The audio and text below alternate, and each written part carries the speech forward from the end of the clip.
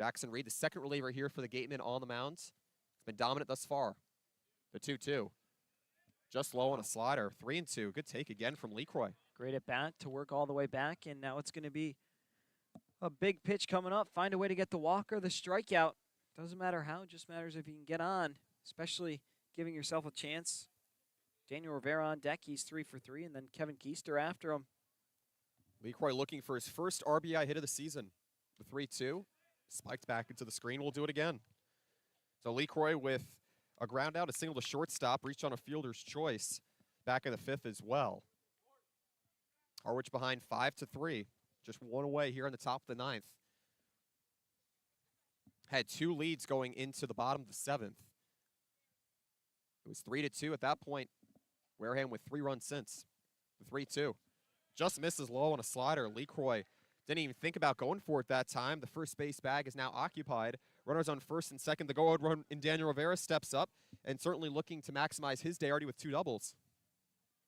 Yeah, Rivera has had a big game, and that will draw out the head coach. We'll see if they make a move, but I don't know. Reed's been pretty fantastic other than these walks, and we'll see if they elect to go to the pen, but it's going to be tough against the top of the order. 0 for 8 through the next 2 batters in Keister and Karstetter. Harwich had gotten the game's first lead in the second, or in the first for that matter, with an RBI double from Elijah Lambros and an RBI single from Devin Omi as the mound meeting adjourns here.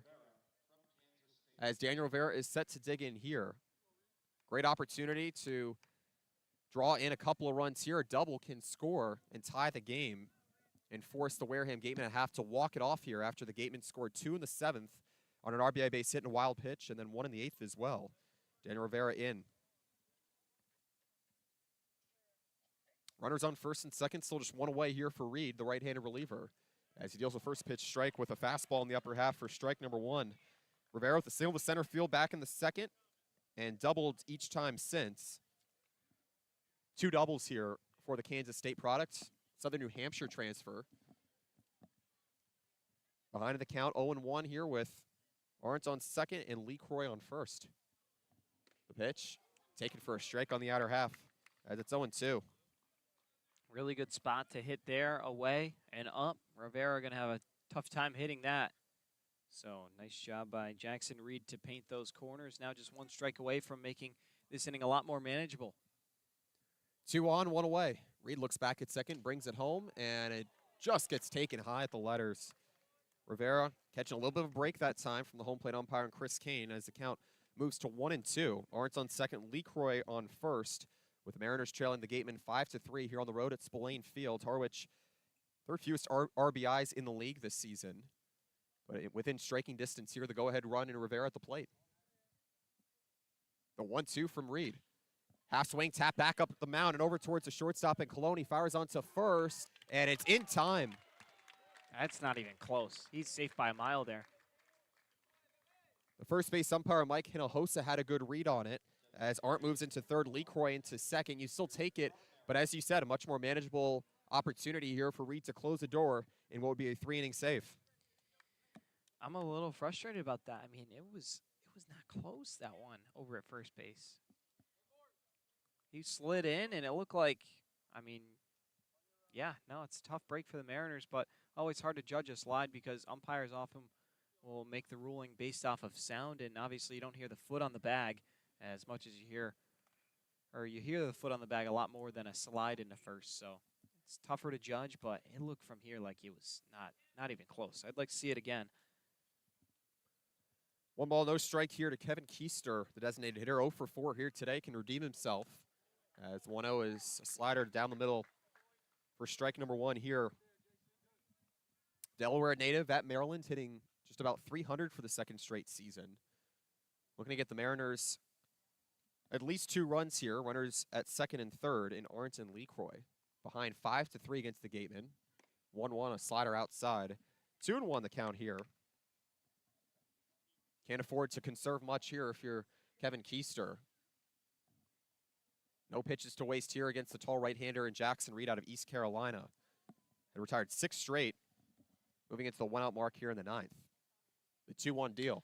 Shot into right field, and it's down for a base hit. Arndt will score from third. Right behind him, Lee Croy. The throw to the plate is wide, and it is in time. An excellent 9-2 put out that time from Brennan, the right fielder, as it's a 5-4 finish, and the Wareham Gatemen stay on top as they finish, and they move to 14-22 on the season as this one draws to a close here at Spillane Field on a thrilling ending. Just gonna exhale there. Blood pressure's up. That was a horrible send. I mean, I love Coach Tebow, but I mean, the runner wasn't even on third by the time there was a crow hop coming in from right field. It was not a close play. I mean, the catcher had the ball while he was halfway home. That one hurts. Yeah, we got to take a break and wrap this one up. Wyatt, I'll leave that to you. But, yeah, we'll get our bearings sorted out. But that's a heartbreaker for the Mariners. 5-4 loss for the Mariners, who had lost 12-1 last time they were here in the first week of the season. Their second road game, they lost 12-1 on a rocky start from Josh Bostic. And then they empty their bullpen after that. And tonight, a much closer battle, 6 1/3 innings from Dominic Pacone. But for now, we step aside and bring you back in a moment with the Harwich Mariners postgame show here on the Harwich Mariners YouTube network.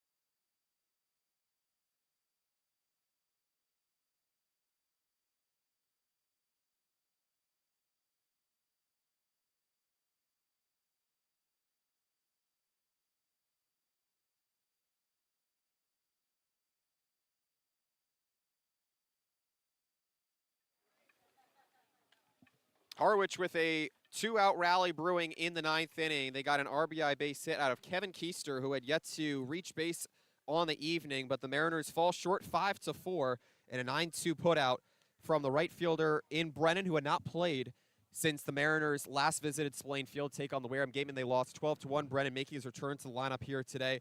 Just under 2 months later, and he makes a game-saving putout, 9-2 at home to gun out Talmadge LeCroy.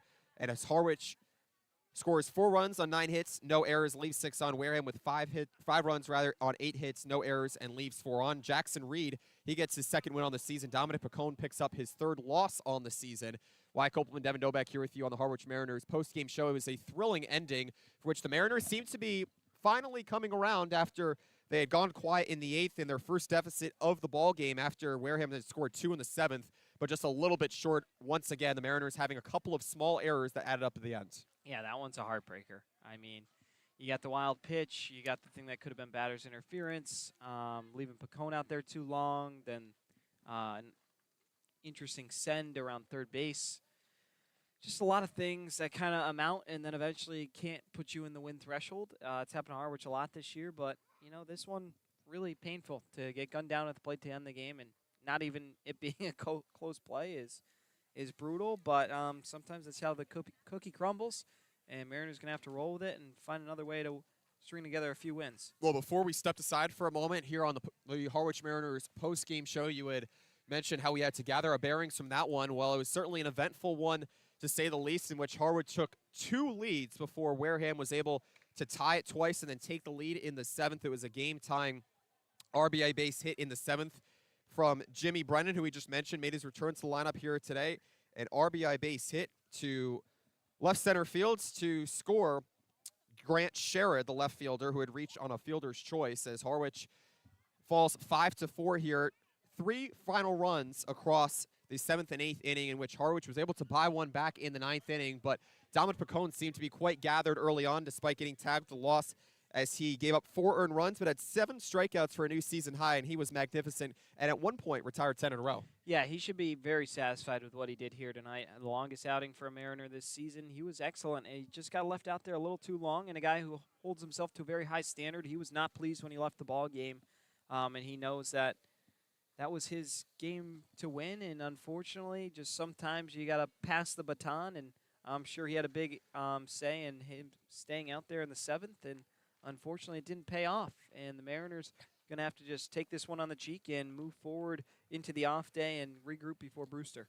Picone moves to 0-for-3 or 0-3 on the season for that matter. Meanwhile, Jackson Reed, he gets his 2nd straight win on the season as he was able to close out the 7th inning and then went on to the 8th inning, retired the Mariners in order, did give up an RBI base hit from Kevin Keister to make it a 1-run ball game, but a game-saving 9-2 putout at the plate. It started with the right fielder in Jimmy Brennan, and that was the final out recorded as Reed picks up the win. Chase Chapman, the starter for the Wareham Gatemen, he gave up 3 earned runs to give the Mariners their 1st and 2nd leads on the ball game. In the 5th inning, the Mariners tacked on their 3rd run with an RBI base hit from Daniel Rivera, as a double for that matter, as the Kansas State product gave the Mariners their final lead at that point before Wareham tacked 2 on in the 7th with an RBI single from Jimmy Brennan, and Byram Hutt scoring on a wild pitch from the only Harwich reliever in Dak Staith. And Harwich will have to turn the page for an off day tomorrow before going back to White House Field 2 days from now. Harwich still with about 5 regular season division battles left as it tries to move into 2nd place, but right now looking like a tall task, with Orleans having 18 wins on the season and Harwich staying stuck at 16. Yep. Just going to have to piece them together, try and secure that home field advantage. You got a bunch of East Division matchups coming up, as you mentioned, Wyatt, and it's just going to come down to stringing those wins together at the right time. Got to play smart baseball. It wasn't necessarily always the smartest here tonight, and Harwich, with time dwindling, got to find a way to put together a little streak, gain some momentum going in the playoffs, but more than possible, and I'm sure they'll be up to the task. So Harwich falling 5-4 here on the grounds of Spillane Field. Its 2nd trip to face the Wareham Gatemen, and it's a loss as Wareham and Harwich split the series on the season at 2 games apiece, Harwich winning both at White House Field. Next up for the Mariners is a home contest against the Brewster Whitecaps, a team right behind them at 4th place in the Cape Cod East Division standings. Harwich drops to 16-21-1 on the season. Meanwhile, Brewster at 14-21 on the season. Harwich set to host the Whitecaps. That one at Friday night at 6:30 p.m. First pitch. Devin and I will be on the broadcast with you at 6:25 p.m. It's back here on the Harwich Mariners YouTube network. A ball game here tonight from Spillane Field that lasted 2 hours and 19 minutes, not played in front of a capacity crowd. 83-degree temperature at first pitch with sunny skies and winds blowing south-southwest at 6 miles per hour. We'll bring you your final line score for the final time. Harwich scoring 4 runs on 9 hits, no errors, leaving 6 on, and Wareham improving to 14-22-2 on the season with 5 runs on 8 hits, no errors, and 4 left on base. Jackson Reed moves to 2-0 on the season. Meanwhile, Dominic Picone drops to 0-3. No save in the contention here tonight for the Wareham Gatemen as they win and move to 10.5 games out of first place in last in the Cape Cod West Division standings. But that will wrap it up here from Spillane Field. Baseball after dark here, the floodlights on, and a breezy night as well. So for our producer, Sean Sears, and for the rest of our Harwich media team, and for my broadcast partner, Devin Dobeck, I'm Wyatt Kopelman, saying so long. This has been Harwich Mariners Baseball on the Harwich Mariners